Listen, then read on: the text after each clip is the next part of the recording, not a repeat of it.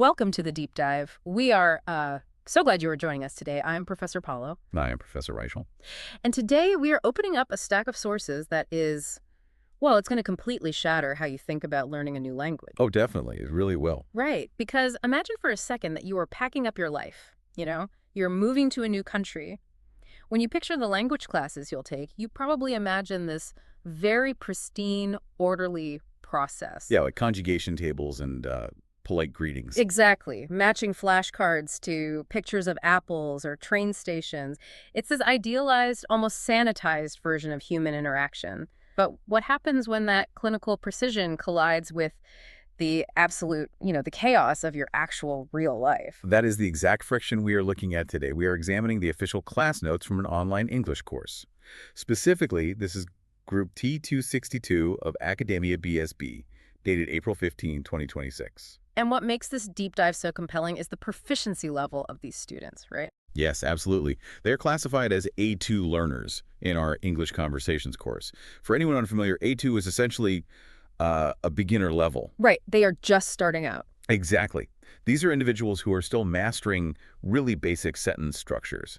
Yet, as we'll see, their curriculum is asking them to tackle the messy, visceral, and sometimes profoundly heavy realities of being a human being. Our mission today is to uncover how these adult women studying remotely navigate complex, real-world concepts with such a limited vocabulary. I mean, we are moving far past hello, how are you, and jumping straight into the deep end of human survival. Yeah, and we begin this journey right where human experience fundamentally starts, the physical body. Right. The overarching theme of this specific class is how to be healthy. But looking at the vocabulary section for the current class that they had these A2 students, I was just struck by how brutally honest it is. There are no, polite textbook euphemisms here at all. Far from it. The curriculum deliberately abandons that traditional approach of treating the body like a plastic mannequin, where you just point to the head, shoulders, knees, and toes. Right, singing the little song. Exactly. Instead, they're teaching verbs that most conventional classes would deem inappropriate. The students are literally learning how to say to yawn, to burp, to fart, to pick boogers, and to blow your nose. Which, that brings up an immediate question for me. Why? Why prioritize teaching an adult language learner how to say pick boogers before teaching them how to politely order a latte? It feels almost counterintuitive if your goal is assimilation, right, Oh? Well, it comes down to the underlying mechanism of what language is actually for. It's for survival. Health is biological, and biology is inherently messy. It really is. Right. And if you find yourself in an unfamiliar healthcare system, polite conversation will not save you.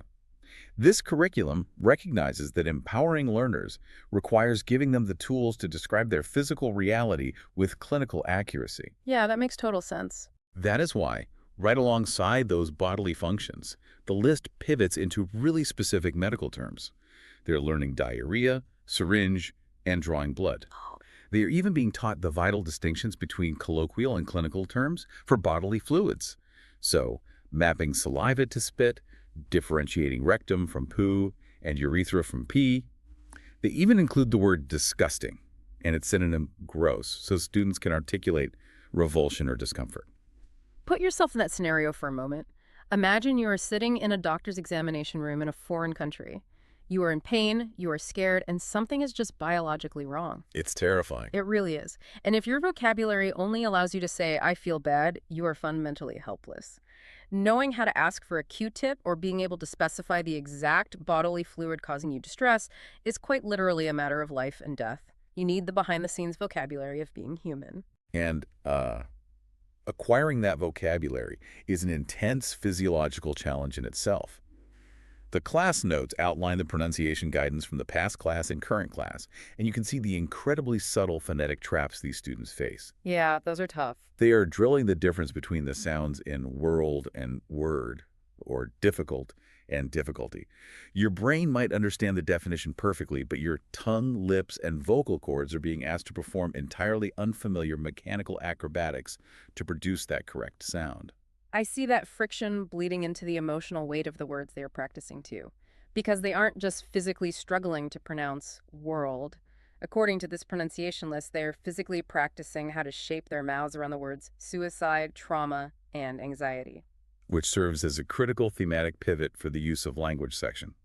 By mastering the vocabulary of invisible psychological pain, the curriculum is preparing them to understand that health extends far beyond the physical body. That brings us to the listening and comprehension section of the lesson. And this is where the material gets incredibly heavy. The students are assigned a lengthy audio text analyzing post-traumatic stress disorder, or PTSD. Using real-life, native, up-to-date materials, which is crucial. It is, but I want to challenge the pedagogy here for a second. We just established that these are A2 beginners. They are actively struggling to pronounce the word anxiety. Ethically, is it responsible to force someone with such a limited linguistic toolkit to digest a dense psychological breakdown of military trauma? Doesn't that risk just completely overwhelming the learner? That is a very valid concern, it really is. Mm. But it actually highlights a core philosophy of modern adult language education. Watering down content simply because someone lacks vocabulary is a disservice to their life experience. That's a good point. These students are adult women.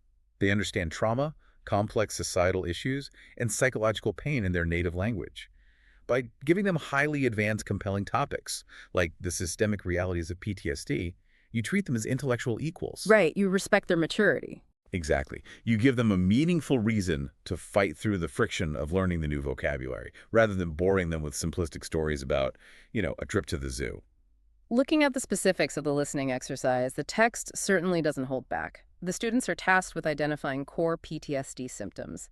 We're talking flashbacks, nightmares, hypervigilance, and anger. Heavy stuff. Very heavy. But the focal point of the audio and what the students are asked to analyze is this striking statistical disparity. The source material reveals that women are more than twice as likely as men to develop PTSD. Furthermore, former service women experience significantly more severe symptoms than their male counterparts. To understand the why behind that disparity, the text introduces the students to a sociological concept called low unit cohesion. Okay, unpack that for us. Well, unit cohesion is defined as the mutual bonds of friendship, trust, and support among members of a military unit. Psychologically, this cohesion acts as a biological buffer against trauma. Like a safety net. Exactly. When a human being experiences terror alongside a trusted group, the shared social mirroring helps the brain process and contextualize the fear. Without that support structure, the trauma isolates the individual and solidifies into PTSD. So the argument is that female soldiers are systematically deprived of this psychological buffer. The text cites a sheer numbers game first, right? Women make up only about 20% of the armed forces, meaning they're often geographically and socially isolated from peers of the same gender. Yeah, but it goes deeper than just numbers, doesn't it? It does. The source explicitly points to pervasive male prejudice within the ranks. This prejudice actively diminishes the ability of female soldiers to form those critical bonds of trust with their male counterparts. Right. They are placed in high-stress, life-threatening environments, but are systematically denied the social support structures necessary to protect their long-term mental health. I have to pause on the logic of the aftermath here, though. If the data is this clear, if military leadership knows that lack of unit cohesion causes severe PTSD, and soldiers know they are suffering from flashbacks and hypervigilance, why is there such a massive gap in treatment? Why aren't these soldiers simply demanding the health care they need?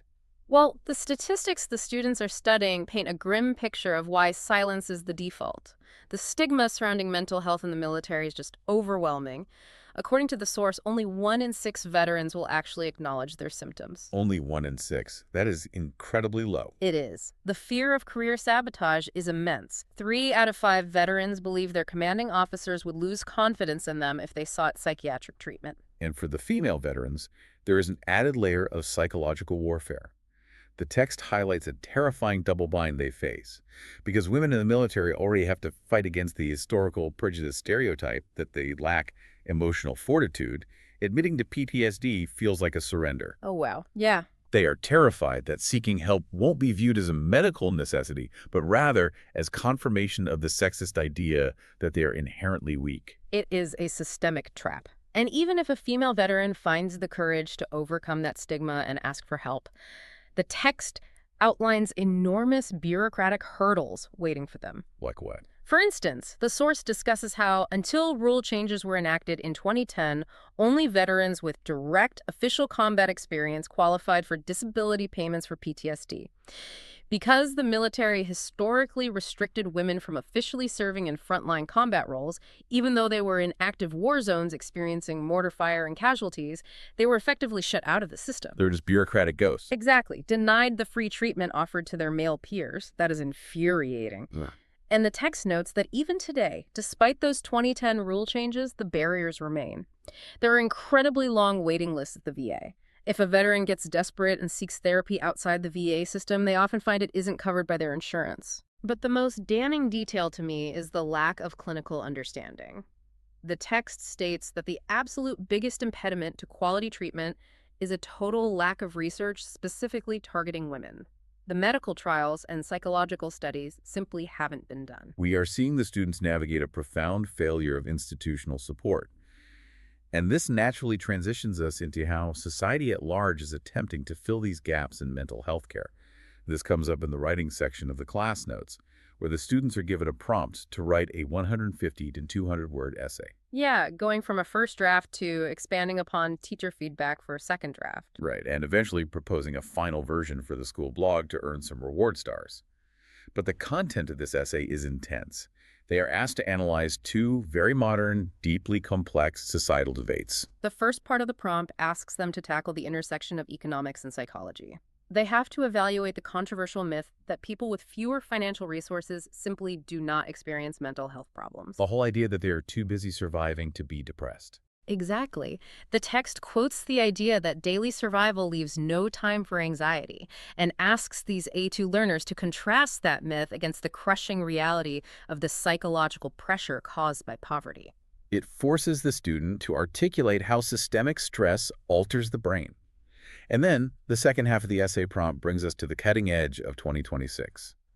The students are asked to evaluate the modern shift toward using artificial intelligence tools for emotional support.